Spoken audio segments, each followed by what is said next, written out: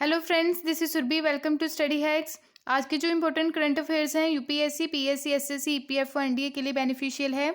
आइए आज के इंपॉर्टेंट न्यूज़ देख लेते हैं। G20 नेशन के बारे में है।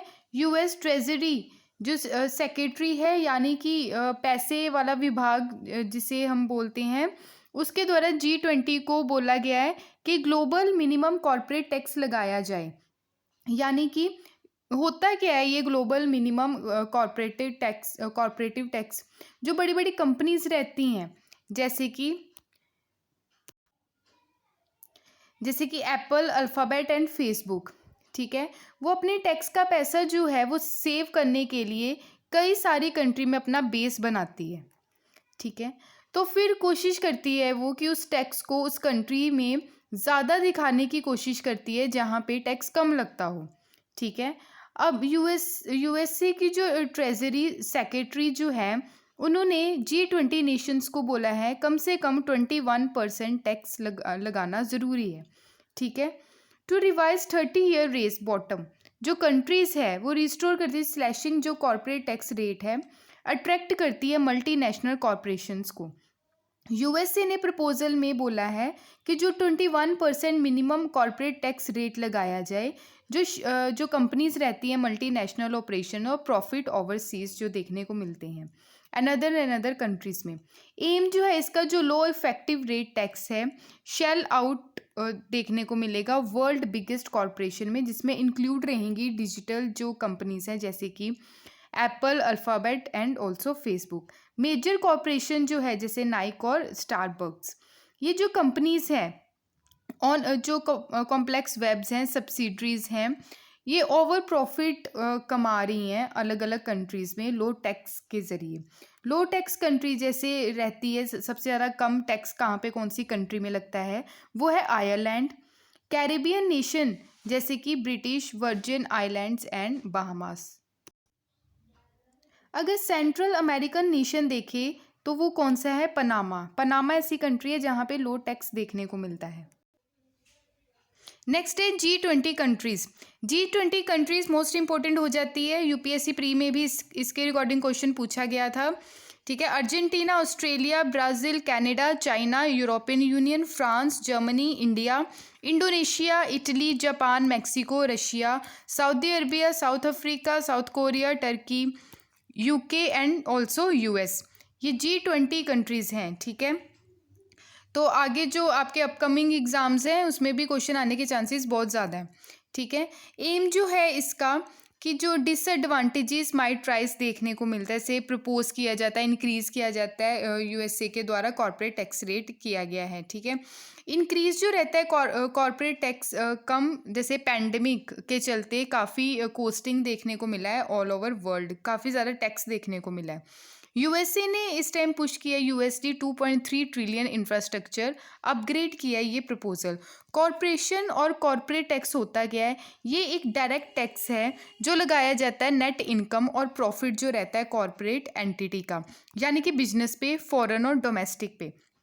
कॉर्पोरेट टैक्स रेट जो है वो इम्पोज किया जाता है, जैसे प्रोविजंस रहते हैं इनकम टैक्स एक्ट 1961 के प्रोविजंस के तहत। मिनिमम ऑल्टरनेटिव टैक्स होता क्या है, जो टैक्स पेयर रहते हैं किसी कंपनी के, जनरेट करते हैं जो इनकम ड्यूरिंग ईयर में जितनी भी इनकम जनरेट हुई है, एडवांटेजेस जो रहेंगे इस प्रोविज़न के इनकम टैक्स लॉ के अंडर, जैसे लाइक एग्जेम्पशन हो गया, डिडक्शन हो गया, डेप्रीसिएशन होता है। ठीक है, रिड्यूस करता है ये tax liability and not have paid any tax at all due to increase number of zero taxing paying companies. जैसे मिनिमम ऑल्टरनेटिव टैक्स है, इंट्रोड्यूस किया गया था ये फाइनेंस एक्ट 1987 के तहत, इफेक्ट में आया 1988-89 में। उसके बाद विड्रॉ कर दिया गया फाइनेंस एक्ट 1990 के द्वारा, इसको फिर दोबारा इंट्रोड्यूस किया गया फाइनेंस एक्ट 1996। नेक्स्ट है जो भीख मांगते हैं उसको क्रिमिनलाइज किया जाएगा, ये सुप्रीम कोर्ट के द्वारा बोला गया। ठीक है, मतलब भीख मांगना उसको एक क्राइम की कैटेगरी में रखा जाएगा, ये सुप्रीम कोर्ट के द्वारा सेंटर को बोला गया, और साथ ही साथ कुछ जो 4 स्टेट्स हैं उसको बोला गया। ठीक है, जो प्रोविज़न है क्रिमिनलाइजिंग के, यानी कि भीख के वो जो प्ली जो पिटीशन है फिल की गई थी सुप्रीम कोर्ट में अगेंस्ट जो प्रोविज़न है स्टैट्यूट क्रिमिनलाइजिंग बैगिंग। सुप्रीम कोर्ट में एक केस आया था ये फरवरी 2021 में, जो सेंटर और जो 5 स्टेट्स को गाइडलाइन प्रोवाइड की है सुप्रीम कोर्ट ने। नोटिस इशू किया गया महाराष्ट्र, गुजरात, पंजाब, हरियाणा, बिहार में। ओनली जो बिहार है उसमें केस काफ़ी रिस्पॉन्स में रहे। प्ली जो क्लेम किया है सेक्शन जो रहता है स्टैट्यूट क्रिमिनलाइजिंग बैंकिंग वायलेट करता है ये कॉन्स्टिट्यूशन राइट को। ठीक है, हमारे कॉन्स्टिट्यूशन जो राइट्स हैं उसको ये वायलेट करने की कोशिश करता है जी। इसको जो भीख का जो रहता है उसको अगर क्रिमिनलाइज कर दिया जाए तो अनरीजनेबल सिचुएशन हो जाएगी लोगों की। ठीक है, वो क्राइम ज़्यादा से ज़्यादा करेंगे, यानी कि अगर भीख मांगने से भी सज़ा हो सकती है तो लोगों के माइंड में क्या आएगा कि हम और क्राइम करें, यानी कि चोरी करें, किसी का मर्डर करें, वैसे भी तो सज़ा होनी है, लोगों के माइंड में ये आएगा। ठीक है, नॉट कमिटिंग एंड वन स्ट्रेविंग, इसके अगेंस्ट जो रहते जो कॉन्स्टिट्यूशन के रिकॉर्डिंग जो प्रोविज़न है ये वायलेट करेगा आर्टिकल 21 को, that is right to life.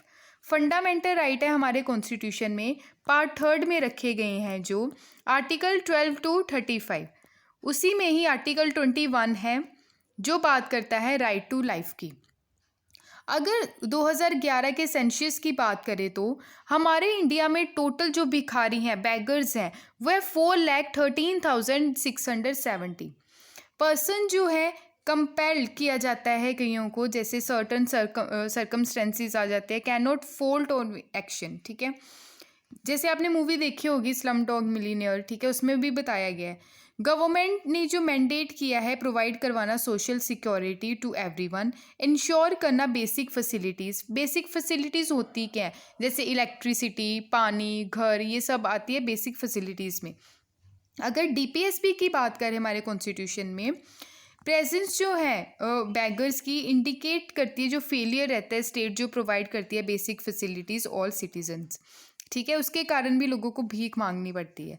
अगर क्रिमिनलाइज एक्ट ऑफ बैगरी की बात करें तो ये अगेंस्ट है जो अप्रोच है सोशलिस्टिक नेशन की, एम्बेडेड जो प्रियम्बल है जो हमारा, ठीक है, हमारा जो प्रियम्बल है स्टार्टिंग में ही कॉन्स्टिट्यूशन के आपको प्रियम्बल देखने को मिलता है जिसको उद्देशिका बोला जाता है। प्ली जो रेफर की गई अगस्त 2018 में वर्डिक्ट आया था दिल्ली हाई कोर्ट का, इसमें डीक्रिमिनलाइज बैगिंग को बोला गया इन दी नेशनल कैपिटल। होल्डिंग किए गए जो प्रोविज़न है जैसे Bombay prevention of bagging act 1959 treat करता है जैसे ऑफेंस है, can not be sustain constitutional scrutiny. Scrutiny क्या रहती है, जैसे जांच करनी किसी भी चीज़ की। नेक्स्ट है government securities acquisition program GSAP।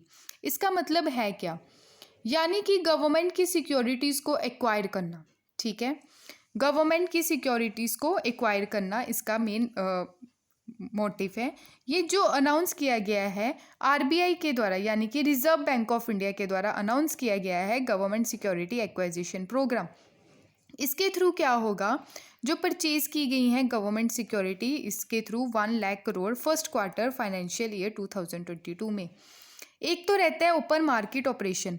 Open market operation में क्या रहता है, RBI क्या करती है, परचेज और सेल करती है गवर्नमेंट की सिक्योरिटीज़। ये बैकड्रॉप है गवर्नमेंट का जो बोरो करता है, बोरो किया है इस ईयर में। RBI ने इंश्योर किया इसको विदाउट कॉजिंग डिस्ट्रप्शन। जैसे मैंने ओपन मार्केट ऑपरेशन भी आपको बताया है, ये परचेज करता है, परचेज और सेल करता है गवर्नमेंट की सिक्योरिटीज़। क्लियर है इतना। नेक्स्ट है म्योन G2। म्योन G2 है क्या, ये एक एलिमेंट्री पार्टिकल है जो एक इलेक्ट्रॉन के जैसा होता है। ठीक है, इसमें चार्ज जो रहता है -1 रहेगा, स्पिन 1/2 हाफ, जिसको हम बोलेंगे क्लासीफाई करता है ये। ठीक है, क्लासीफाई एज लिप्टॉन। ठीक है, इसका मतलब क्या, ये पब्लिश किया गया, इंटरनेशनल एक्सपेरिमेंट किया जाएगा। इसका पॉसिबिलिटी रहेगी जैसे न्यू फिजिक्स गवर्निंग की लॉ ऑफ नेचर है। जैसे लॉ ऑफ नेचर मतलब कोई ऑब्जेक्ट है वो हाइट से फॉल कर रहा है नीचे, किस वजह से फॉल कर रहा है, ड्यू टू ग्रेविटेशनल। ठीक है, acceleration due to gravity. Study जो की जाएगी सब एटॉमिक पार्टिकल की, जिसको बोला गया muon. Do not match predicted standard model, ठीक है। मतलब इसका क्या होगा, अगर ग्रेविटी नीचे जाने की बजाय किसी भी ऑब्जेक्ट का वो वापस ऊपर चला जाए, मतलब क्या होगा कि ग्रेविटी खत्म हो रही है, ठीक है। All particle physics is based, जो रिकन्फर्म किया गया डिसक्रिपेंसी डिटेक्ट किया गया इसको एक्सपेरिमेंट 20 ईयर्स प्रीवियसली, ठीक है। एक्सपेरिमेंट का नाम जो रखा गया म्योन G2, यानी कि ग्रेविटी -2। कंडक्टेड यूएस डिपार्टमेंट, इसको कंडक्ट किया यूएस से क्या जो डिपार्टमेंट है एनर्जी फेमी नेशनल एक्सक्लरेटर लेबोरेटरी के द्वारा। स्टैंडर्ड मॉडल जो है इसका रेग्यूलिस थ्योरी देखने को मिली, बिहेवियर जो है बिल्डिंग ब्लॉक्स का यूनिवर्स में, इसको बोला गया म्योन G2 एक्सपेरिमेंट। कंक्लूडेड था 2001 में। ब्रूक हेवन एक्सपेरिमेंट किया गया, ठीक है। एक्सपेरिमेंट काफ़ी इसके बेसिस पे हुए, ठीक है। इसको जी फैक्टर भी बोला गया, ड्राइव करता है मैग्नेटिक प्रॉपर्टीज़ जो है म्योन की, ठीक है। नेक्स्ट है मानस मोबाइल ऐप। मानस मोबाइल ऐप रिसेंटली न्यूज़ में है, गवर्नमेंट ऑफ इंडिया के द्वारा इसको लॉन्च किया गया है, जिसका नाम है मानस। मानस मोबाइल ऐप का बेसिकली एम क्या है, जैसे मेंटल हेल्थ रहती है लोगों की, एगुमेंटेशन जो रहता है, ठीक है। लोगों की जैसे एज ग्रुप बढ़ती जाती है वैसे ही कई बार मेंटल हेल्थ की प्रॉब्लम्स देखने को मिलती है, जो हमारे सीनियर सिटीजन्स होते हैं, उसको कैसे कम किया जा सके। मानस की फुल फॉर्म क्या है, मेंटल हेल्थ एंड नॉर्मलिसी एगुमेंटेशन सिस्टम, कि ये प्रमोट करेगा mental wellbeing across age group मतलब जैसे टीनेजर्स में भी आपको कई बार डिप्रेशन का शिकार देखने को मिलते हैं बच्चे, ठीक है। मानस जो है नेशनल प्रोग्राम है प्राइम मिनिस्टर जैसे science technology innovation advisory council का, PM स्टिएक बोला गया इसको। Comprehensive scalable national digital wellbeing platform है, ये एक डिजिटल प्लेटफॉर्म है। ऐप जो है वो डेवलप किया गया मेंटल वेलबींग जो रहती है इंडियन सिटीजन्स की, ताकि उनको सही किया जा सके।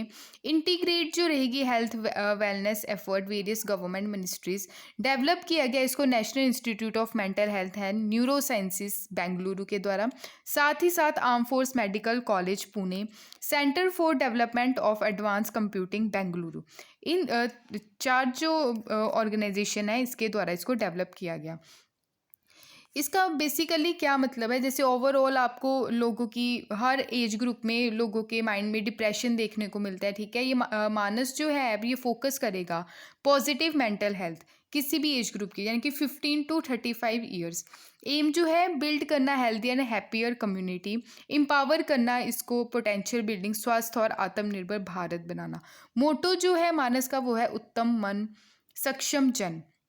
रिपोर्ट जो पब्लिश की गई थी लेंसेट के द्वारा फरवरी 2020 में कि 2017 में 197.3 मिलियन पीपल जो है वो मेंटल डिसऑर्डर के शिकार हैं इंडिया में।